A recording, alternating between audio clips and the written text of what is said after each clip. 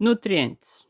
Aqui vamos falar um pouco sobre os nutrientes, né? Os macros e os micros, os essenciais, alguns tóxicos e algumas características dos principais aqui, pessoal, com vocês. Desenvolvimento vegetativo, cara. Aqui a gente tem a representação de uma planta, né? O solo, com as propriedades, rochas, sais minerais e tal. Existem algumas formas de absorção de nutrientes que a planta trabalha. Primeira forma é a forma orgânica, onde ela inclui do ar, pessoal, das partículas do vento, carbono, oxigênio e hidrogênio, né? O carbono, ela é absorvida na forma de CO2 e o hidrogênio e oxigênio através da água. Elas são responsáveis por 90% do desenvolvimento da planta. Se vocês pensarem dessa maneira, pessoal, de 90% do desenvolvimento da planta, você pensa assim, mas a adubação química e o solo, então, eles não responsáveis para nada. Mas é que através dessa fase orgânica aqui, pessoal, que ela faz a fotossíntese. Então é por isso que ela é torna de 90% da produção da planta. Para a gente modificar e trabalhar no solo, a gente tem algumas modificações. A modificação física é aquela através feita do homem, com gradiagem, ou efeitos naturais, né, que o homem realiza revolvendo o solo. Por que modificações? Porque o solo ele tem uma camada. As camadas iônicas, as estruturas dos elementos, elas formam barreiras, formam grupos, e quando você quebra essa barreira fazendo o revolvimento da Terra, essas barreiras se destruturam, então por isso causa uma modificação física do solo. As modificações químicas é quando a gente faz uma adubação, né, corrige pelo calcário ou pelo gesso, então aqui tem as modificações químicas. Os elementos essenciais, pessoal, a gente tem os dois grupos subenvolvidos, os macronutrientes e os micronutrientes. Os macros são nitrogênio, fósforo, potássio, cálcio, magnésio e enxofre.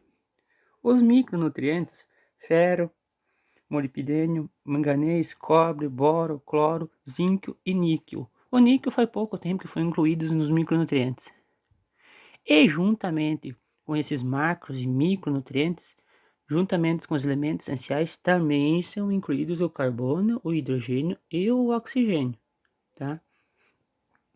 A questão da mobilidade deles, pessoal, né? Maior ou menor mobilidade, a maior mobilidade é nitrogênio, fósforo, potássio, manganês, né? E cloro.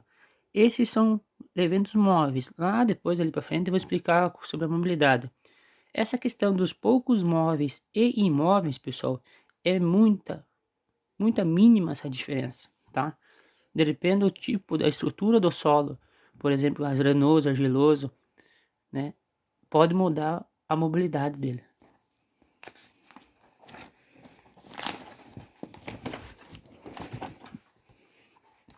Aqui, ó. As raízes e as plantas, absorção dos elementos. Existem três maneiras da planta absorver no solo os nutrientes. Pela interceptação radicular, é onde a planta tem um crescimento da raiz, então a raiz se disponibiliza, a raiz, com esse crescimento dela, vai e encontra o nutriente. Fluxo de massa. Esse fluxo de massa, pessoal, é o seguinte: com o decorrer do tempo, a planta vai crescendo. E a planta, como é um ser vivo, né, ela começa a ter algumas alterações físicas. Ela tem por si só um sistema de atração de elementos. E o solo, como a gente tem a porosidade, as raízes vão pelos campos dos poros crescendo e se desenvolvendo no solo, essas raízes começam a atrair o fluxo dos elementos, que pode ser trazido também pela água, como a raiz tenta procurar água através desse fluxo, dessa procura de íons que a planta possui, ela atrai os elementos para ela. Com isso, a gente tem a difusão. São os elementos que se deslocam. Aqui que é a questão, pessoal, lá dos móveis, poucos móveis e imóveis do solo. Através de difusão. O fluxo de massa da planta atrai os elementos para ela. E os elementos que são mais móveis têm disponibilidade de sair do campo de íons que ele possui e se deslocam até as raízes através do fluxo de massa. Esse aqui é o processo de difusão. Aqui eu vou explicar um pouco sobre algumas características, né, de alguns elementos. O nitrogênio, né, é um elemento muito móvel, É um elemento que atua em todas as fases de crescimento da planta, né? No crescimento, na floração, na frutificação. Ele é um elemento muito móvel, existem algumas culturas, né, como as leguminosas, que ele se atua, ele pode ser captado até do ar, né? Então formam rizomas nas raízes. O problema é que se ele for em excesso, ele pode ter alguma resistência às doenças, né? E pode retardar o ciclo, como vocês veem, quando a gente tem muita aplicação de nitrogênio, né, como ureia, muda a coloração da planta, né? Então, como a gente tem digamos, uma alta aplicação disso, pode retardar o ciclo dela e ficar mais tarde. Mas é um elemento muito essencial. O fósforo é um elemento móvel, só que a sua carência de fósforo ela reduz o crescimento do caule e torna suas folhas avermelhadas. Ele é um elemento que a gente é fácil encontrado no solo da nossa região, né? O problema é que ele não é em grande quantidade, né, pessoal? Ele é um macronutriente, então que a planta possui, precisa maior necessidade que os micros, mas ele não é tão encontrado, não é tão disponibilizado no solo. Por isso que a gente tem que sempre atuar com uma adubação mais eficácia na formação de NPK com relação ao fósforo. As folhas avermelhadas, pessoal, é a questão que a gente vê visualmente, principalmente na cultura de inverno agora, pessoal, trigo, azevém, aveia, que existem algumas listras vermelhas nas folhas. Então isso aí é a forma mais simples de você identificar a falta de fósforo. O potássio, né, ele é o mais consumido juntamente, né, com o nitrogênio e potássio. Eles atuam nos 3 estágios, né, de crescimento, floração e frutificação. O problema do potássio é que a sua ausência